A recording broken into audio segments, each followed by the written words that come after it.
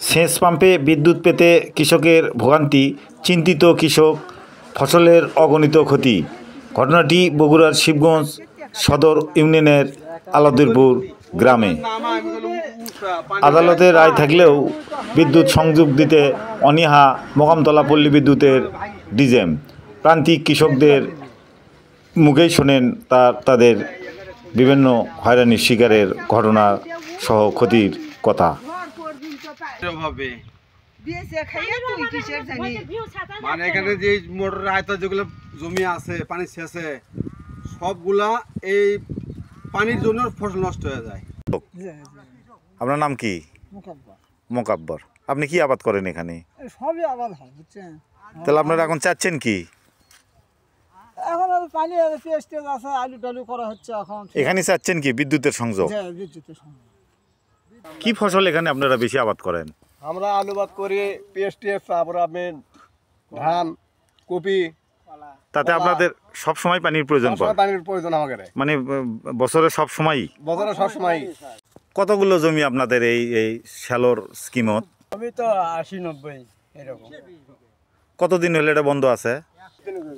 বছর 4-5 হয়ে গেল। এই মাঠের নাম কি?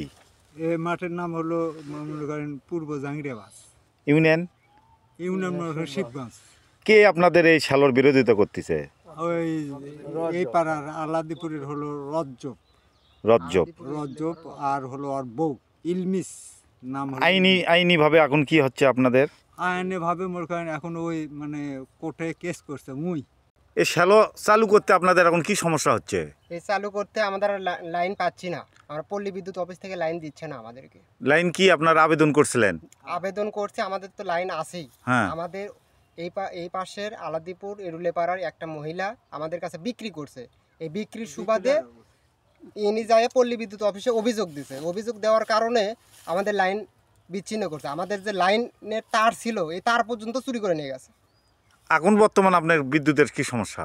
এখন বর্তমানে বিদ্যুতের জন্য করে আমাদের এই আশেপাশে এলাকায় আমরা কোনো সেচ প্রকল্প করতে পারছি না, আমরা সেচ দিতে পারছি না।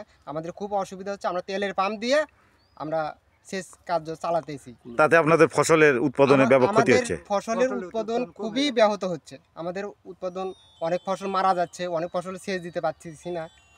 আপনার নাম কি? আমার নাম মোহাম্মদ আজিজুর রহমান। তো কি হলো আপনার এই সেচ প্রকল্পে? আমরা ও কেস করছে। ও প্রথম অবস্থায় শেয়ারে ছিলাম। আর শেয়ার 5 বছর পর বিক্রি করে যায়, 5 বছরের মাথায়। আচ্ছা।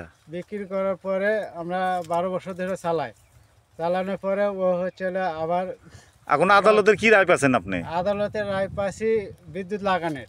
তো লাগিয়ে দিচ্ছে না কেন? লাগিয়ে দিচ্ছে না, এটা ডিজিএম এর কি কার সাজে আমরা বুঝতে পারতেছি না। গেছেন তো আপনি ডিজিএম এর কাছে কথা বলছেন? কাছে বেশ কয়েকবার গেছি। কি বলে? ডিজিএম বলে যে হচ্ছে টিউনের কাছে যান। টিউনের কাছে আসলাম, টিউনও বললো যে হচ্ছে আপনি ওটা আবার দেখে আবার আপনি ওটা ঠিক করে দেওয়া হবে। কিন্তু ওরা ঠিক করে দিচ্ছে না।